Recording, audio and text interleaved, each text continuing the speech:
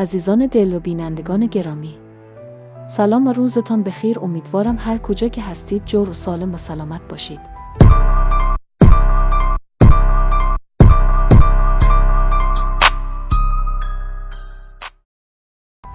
دوستان عزیز، متاسفانه امروز ما و شما شاهدش هستیم که افغانی بگیر شدید و طرح ضربتی متاسفانه شروع شده که پلیس ملی ایران از طریق تاکسی‌های اسنپ شروع به جمع‌آوری مهاجرین بدون مدرک کردند.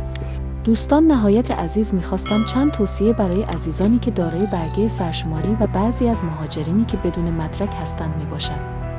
به خاطر اینکه طبق ارتباطات با افغان‌هایی که رده مرز شدند و آنهایی که از اردوگاه‌ها برگشتن داریم، خواستیم اطلاعاتی به شما عزیزان برسانیم که اگر به همچین مشکلاتی برخوردیم چه کار کنیم و ناگفته نماند طبق بیانیه جدیدی که ارائه شده، آنهایی که کارت آمایش و کارت هوشمند دارند به صورت اتومات کارت آنها تمدید شده، اما متاسفانه برگه سرشماری در این جمع نمی باشد، یعنی تا هنوز هیچ اداره‌ای در این مورد ابراز نظر نکرده و تا فعلا نامعلوم هست و سرنوشت برگه سرشماری معلوم نیست.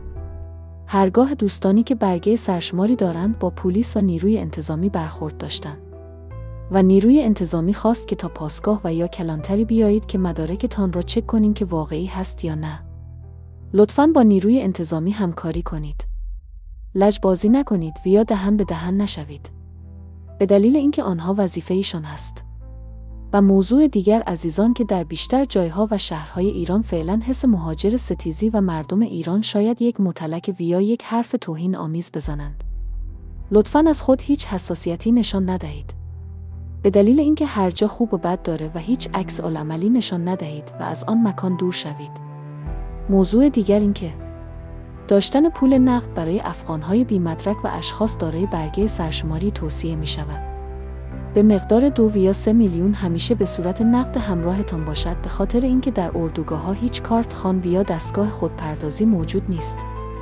پس چه بهتر که پول نقد همیشه همراهتان باشد تا به مشکل برنخورید. موضوع دیگر، همیشه یک لباس منظم بپوشید هرگاه که به بیرون می روید و یا جایی می روید، چون هر لحظه احتمال واقعی افغانی بگیر ممکن است.